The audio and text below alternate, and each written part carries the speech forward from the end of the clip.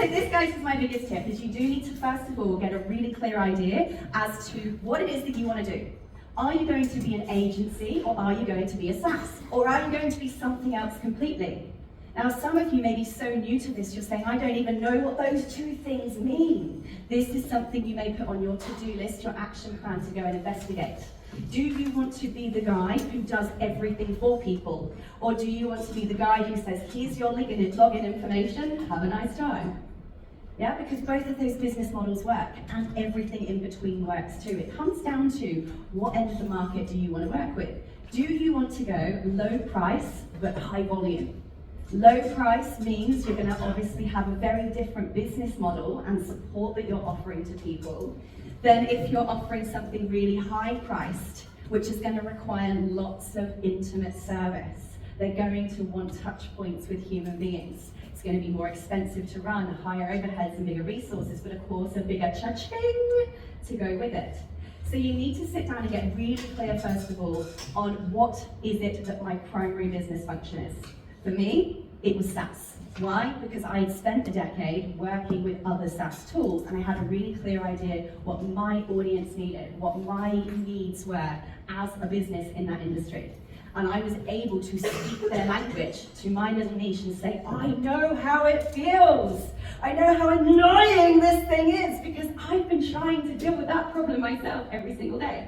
And so, after lots of research, obviously I found a platform that allows you to build any kind of business on top of it, in any kind of industry, turn on or turn off features of your desire, and also with an API, which I describe to my audience as a plug hole that goes in a plug, or the other way around, that basically allows you to customize and create a completely unique version of your service, of your offer, that nobody else out there has, albeit we're built on a similar platform. When I'm trying to explain to people how we are built, because I've seen and heard this question come up already today, do we tell people we're built on DHL? You need to ask yourself, am I going to just be an affiliate? Am I going to be just a white label? Or am I going to create something that nobody else has, that's built on a solid and sturdy foundation? My industry knows the WordPress platform.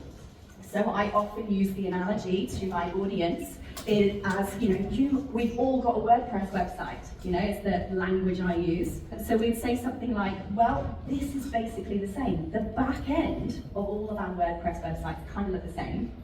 But what comes around it, what we add on, the design, the development, the colors, the service, the person, the energy that we each individually bring is what makes them all different. What you've attached on, the plugins you've added. And this is what's great, obviously, about the platforms we've all put our core foundations on. What mine looks like and does behind the scenes is completely different to yours, even if we're serving the same niche. And so I've been able to stand out from the crowd in my SaaS by targeting a very specific niche with a really clear business model and speaking their language, because I know how they feel. So ask yourself, what are the frustrations you've had with tech? What are the frustrations you've had with marketing, if that's the thing that you provide? And start, as Sean Clark says, be yourself, and talk about it in exactly the way you and your audience have been saying it for years.